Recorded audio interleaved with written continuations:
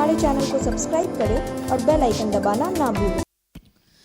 Corona vaccination की शुरुआत 16 जनवरी से हुई थी, जिसमें स्वास्थ्य विभाग के जितने भी कर्मी थे, अधिकारी थे, उनको टीकाकरण की खुराक दी गई।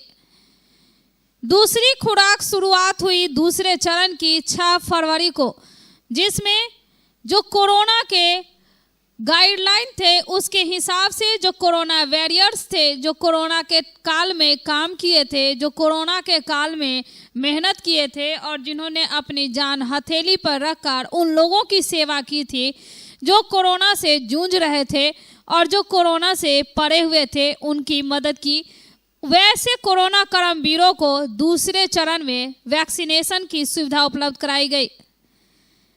तीसरे चरण में वैसे लोग थे जो कि 50 वर्ष से ऊपर के हैं, उन्हें 1 मार्च से कोरोना वैक्सीनेशन की खुराक दी जानी थी, लेकिन सरकार के गाइडलाइन नहीं आने की वजह से इन्हें वह सुविधा नहीं मिल सका। हालांकि जो पोर्टल पे एंट्री की गई थी, जो सूची गया था 50 वर्ष से ऊपर व्यक्तियों की सूची, वह जिला के पोर्टल पर अपडेट हो गया, लोड हो गया और सभी के मोबाइल पर यह मोबाइल वेरिफिकेशन मैसेज आ गया कि आपका 1 मार्च को वैक्सीनेशन होना है। सभी पहुंचे भी थे अस्पताल, लेकिन इनका वैक्सीनेशन नहीं हो सका।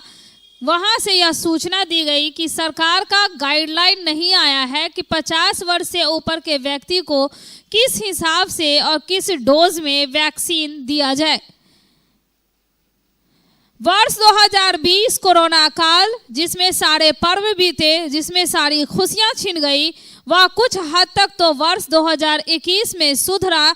लोग पटरी पर आए, जिंदगी खुशहाली में गुजर रही है, लेकिन दूसरे देशों में, महानगरों में कोरोना एक बार फिर दस्तक दे चुका है।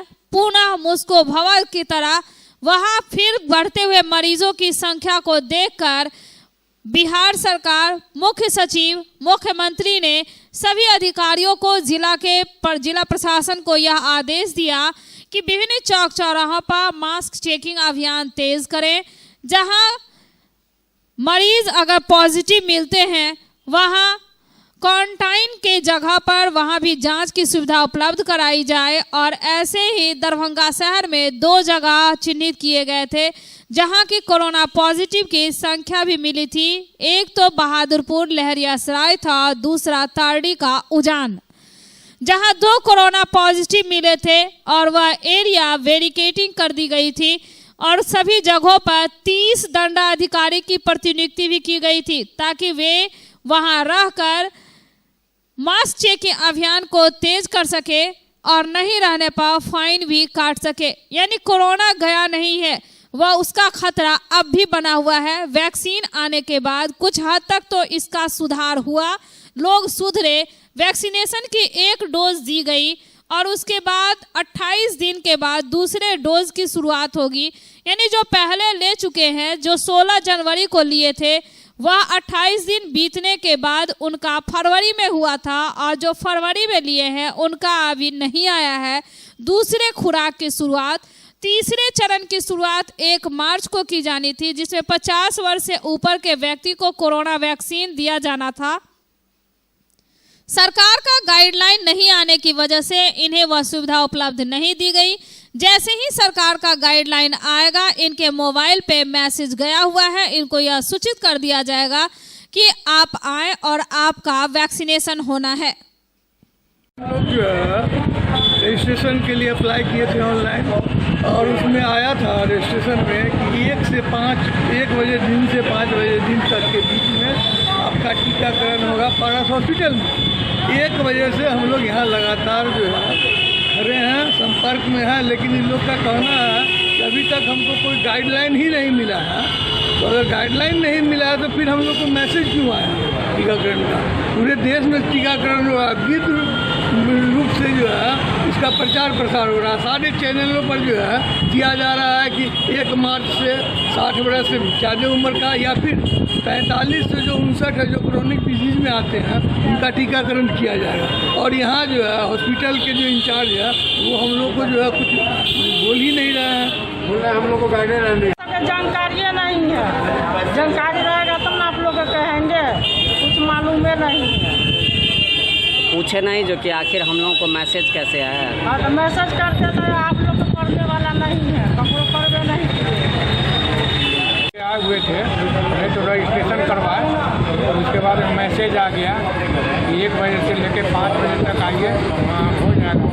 हम लोग यहाँ पहुँचे अपना टाइम पर 1 बजे, अभी तक जो है कहीं तो वो ये नहीं है। जब आप जो है तो कहता है कि कभी कहता है कि गाइडलाइन नहीं आया है अभी तक, कभी कहता है कि 40 से लेकर के 49 तक का ही हम देना है, कभी कहता है कुछ, कभी कहता है कुछ। स्कूल परिसर गुलजार हुआ खिल उठे नन्हे कदमों की आहट से। 1 से लेकर के 5 तक के सभी स्कूल को खोल दिया गया 1 मार्च से, जबकि 6 से लेकर 8 तक के सभी विद्यालय को जनवरी में ही खोल दिया गया था।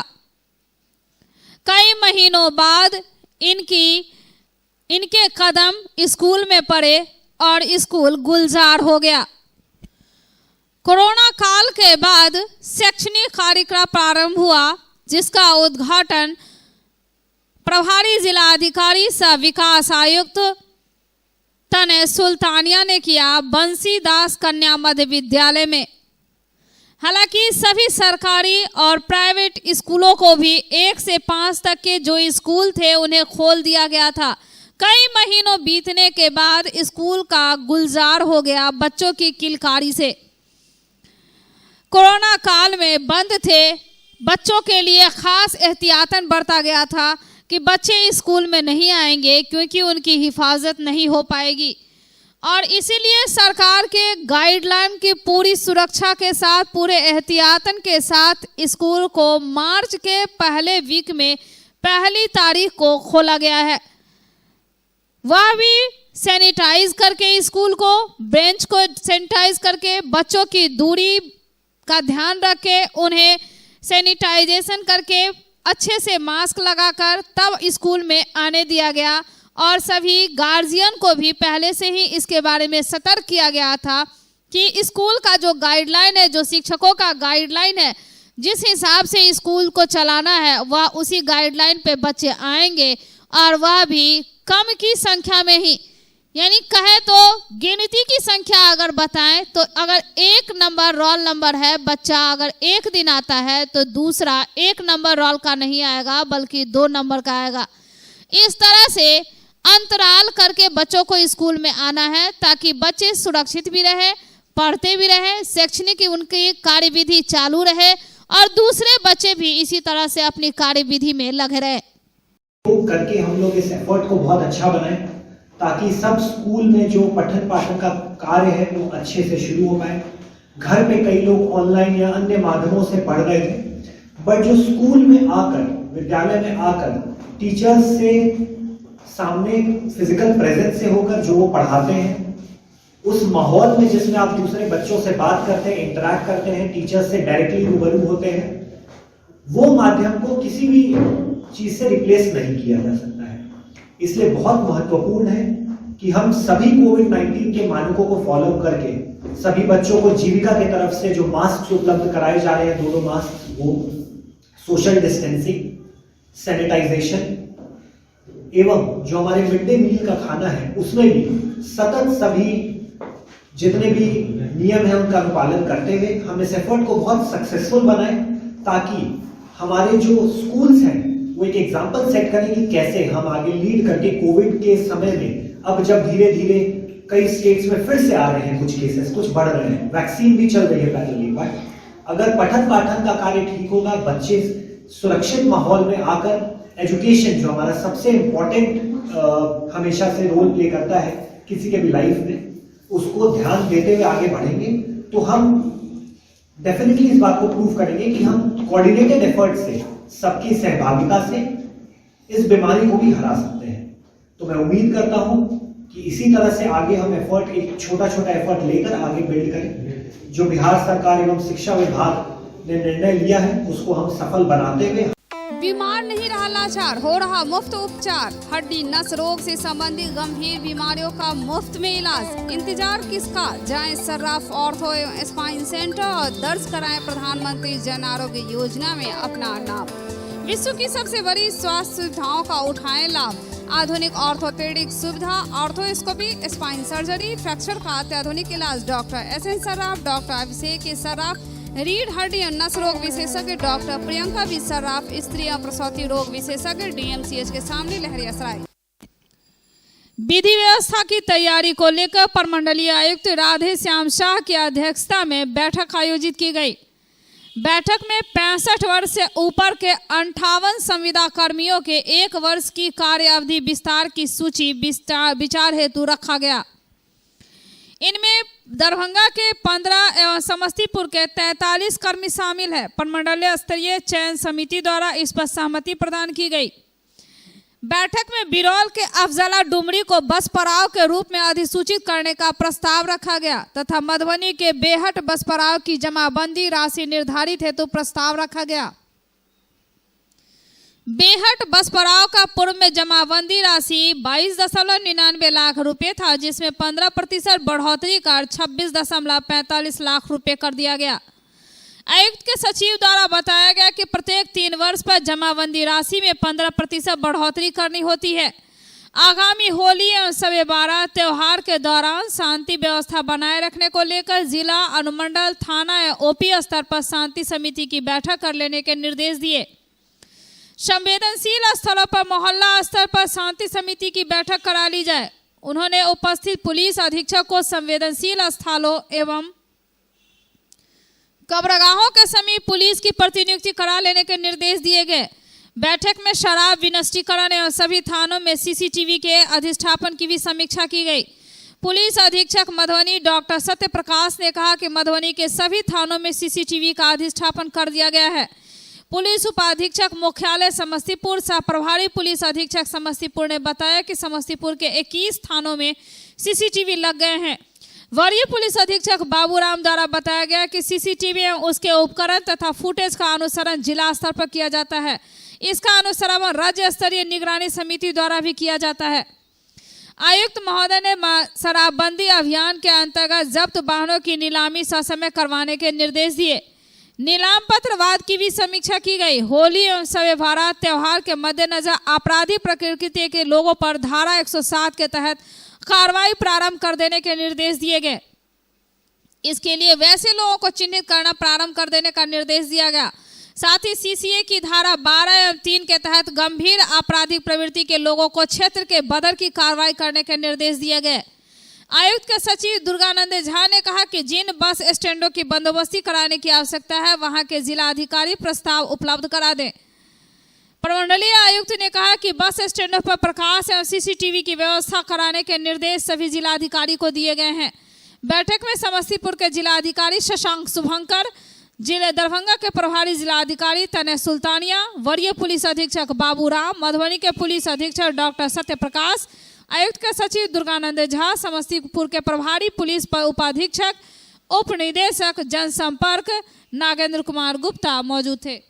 कुछ ब्लॉक लेवल से ही होगा क्योंकि जिला लेवल पे 20,000 25,000 ईवीएम का तो नहीं, सब कुछ ब्लॉक लेवल पे ही होगा काउंटिंग में। अभी इसका नोटिफिकेशन कब निकलेगा? नोटिफिकेशन तो बोल रहे हैं अब अगले निकल जाएगा। उसका मतलब फंसा हुआ ईवीएम वाला मामला वैसे उसी पे क्लैरिटी नहीं है क्योंकि कोर्ट में जो केस हुआ है उसी पे चल रहा है, इसी वजह से थोड़ा लेट हो रहा है। अदरवाइज बात तो पहले थी कि 25-26 तक आ जाएगा। होली के बाद हम लोग को तैयार करना है। कुछ कार्रवाई चल रही है हम लोग की होगी सर। लगभग 200 से ऊपर तो समय चुनाव के समय हम लोगों ने करवाया, लेकिन जनरेशन करता है उसमें ये भी निकाला गया है कि पुराना ठीक नहीं कर रहा और नया लगाने की तैयारी। वो आगामी होली और शब बारात जो पर्व मनाया जाना है, इसके लिए सभी कलेक्टर SP की बैठक थी। विधि व्यवस्था कैसे मेंटेन रहे इसके लिए दिशा निर्देश दिया गया है। सभी जगह शांति समिति का स्थापना हो, प्रॉपर सभी लोगों का मीटिंग किया जाए। जो दंडाधिकारी और पुलिस अधिकारी रहेंगे उनको ब्रीफ किया जाए और डे एंड नाइट ड्यूटी लगाया जाए, ताकि दिन में भी और रात में भी लोग ड्यूटी करके दोनों पर्व को अच्छा से शांतिपूर्ण तरीके से संपन्न कराया जाए। बिहार राज्य विधिक सेवा प्राधिकार पटना के निर्देशानुसार अनुमंडल हेतु 100, बेनीपुर अनुमंडल हेतु 50 एवं बिरौर अनुमंडल हेतु 50 कुल 200 विधिक स्वयं सेवकों का चयन किया जाना है। पारा विधिक स्वयं सेवकों का चयन हेतु स्थानीय स्तर पर आवेदन पत्र 10/3/2021 की संध्या 5 बजे तक सचिव जिला विधिक सेवा प्राधिकार व्यवहार न्यायालय दरभंगा के कार्यालय में हाथों हाथ या निबंधित डाक द्वारा आमंत्रित किया जाएगा। इच्छुक अभ्यर्थी आवेदन फॉर्म व्यवहार न्यायालय दरभंगा के वेबसाइट districtecort.government.दरभंगा से डाउनलोड कर सकते हैं। पारा विधिक स्वयं सेवक के चयन प्रक्रिया संबंधी सभी प्रकार के अपडेट्स व्यवहार न्यायालय के वेबसाइट पर समय समय पर उपलब्ध रहेगा। साक्षात्कार पत्र वितरित करने की तिथि की जानकारी 11/3/2021 को संध्या 5 बजे से उपलब्ध रहेगा। निर्धारित तिथि है उसके पश्चात 3 दिनों के अंदर सभी अभ्यर्थी जिला विधिक सेवा प्राधिकार व्यवहार न्यायालय दरभंगा के कार्यालय में आकर साक्षात्कार पत्र प्राप्त कर सकते हैं। उपर्युक्त सूचना उप जनसंपर्क निदेशक दरभंगा प्रमंडल के द्वारा दी गई है। राष्ट्रीय विधिक सेवा प्राधिकार के निर्देशानुसार बिहार राज्य विधिक सेवा प्राधिकार के तत्वावधान में 10 अप्रैल को पूर्वाह्न 10:30 बजे से व्यवहार न्यायालय दरभंगा, बेनीपुर, बिरौल के परिसर में राष्ट्रीय लोक अदालत का आयोजन किया जा रहा, जिसमें विभिन्न मुकदमा पूर्व एवं लंबित वाद, शमनीय आपराधिक वाद, NI एक्ट 138 वाद, बैंक ऋण वसूली वाद, मोटर दुर्घटना दावा वाद, श्रम विवाद, विद्युत तथा पानी बिल संबंधी विवाद, वैवाहिक विवाद, भूमि अधिग्रहण विवाद, सेवा संबंधी वेतन भत्ता एवं सेवानिवृत्ति लाभ, राजस्व मामले एवं अन्य दीवानी मामले जैसे किराया सुखाधिकार निषेधाज्ञावाद, संविदा के विनिर्दिष्ट पालन हेतुवाद, BSNL से संबंधित वाद का निष्पादन आपसी सुलह के आधार पर तत्काल किया जाएगा।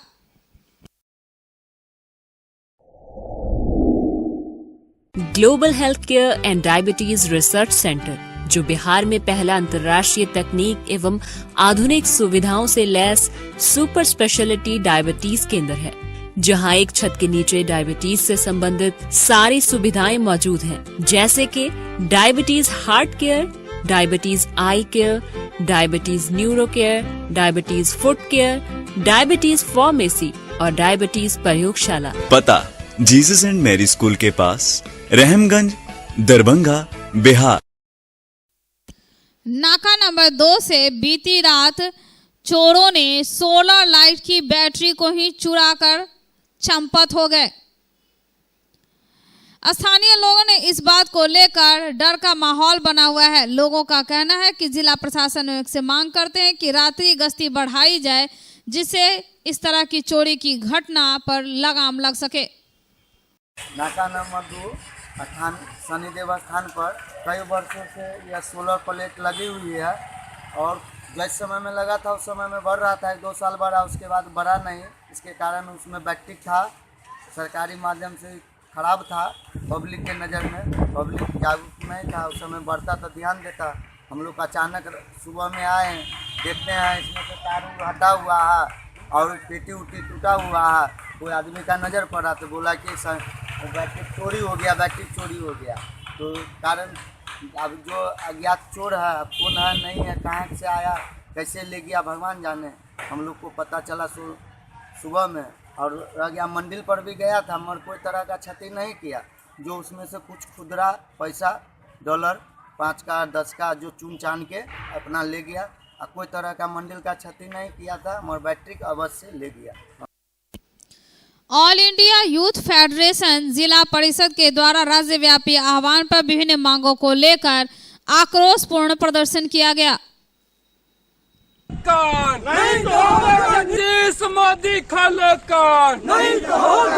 भारतीय नौजवान संघ AYF के बैनर तले पूरे बिहार का नौजवान, ये जो जुमलाबाज सरकार है, 19 लाख दे करके 19 लाख रोजगार के नाम पर में जुमलेबाजी जो किया, हम कहना चाहते हैं कि ये 19 लाख रोजगार की जुमलेबाजी बिहार का नौजवान नहीं बर्दाश्त करेगा।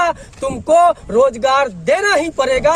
ये अभी हमारी लड़ाई है, अंग्राई ली है। हम आगे इसके लिए पूरे बिहार से नौजवानों को लेकर के विधानसभा को घेरने का काम करेंगे। आज जो नौजवान लोग बेरोजगारी के सवाल पर और दरभंगा के ज्वलंत समस्याओं को लेकर जो आंदोलन शुरू किया है, उसको हम दरभंगा जिला किसान सभा की ओर से इन तमाम लोगों को क्रांतिकारी अभिनंदन करते हैं और आशा नहीं विश्वास दिलाते हैं जो आपका आंदोलन रंग लाएगा।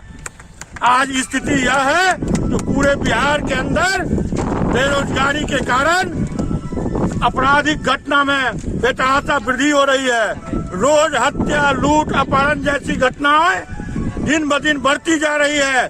इसलिए हम सरकार से मांग करते हैं जो बेरोजगारों को काम देने के लिए कृषि आधारित उद्योग अविलंब शुरू करे और दूध फैक्ट्री खोले, कृषि से आधारित विभिन्न तरह का उद्योग लगावे, जेम्स का उद्योग लगावे, विभिन्न तरह का उद्योग लगा के नौजवानों को रोजगार में लगावे। एक बार चार्ज करें, 80 किलोमीटर चलाएं। I am electric, I am the future. No license, no registration, no insurance, no pollution. Only Yuvraj Hero electric.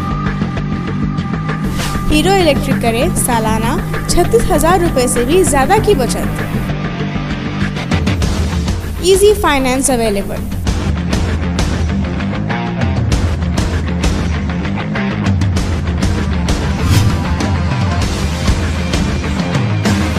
Hero electric की बैग 37,000 से लेकर के 96,000 तक नई नई मॉडल उपलब्ध है। एक बार अवश्य पधारें।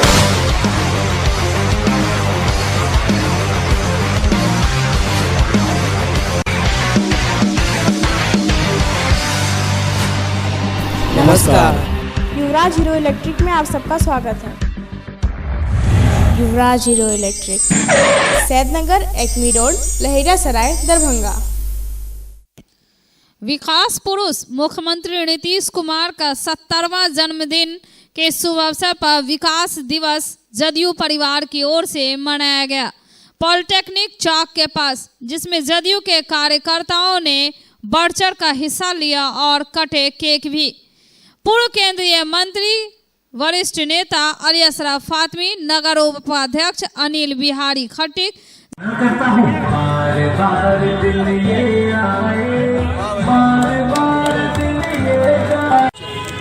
बड़ी खुशी के साथ हम दरभंगा के सभी साथी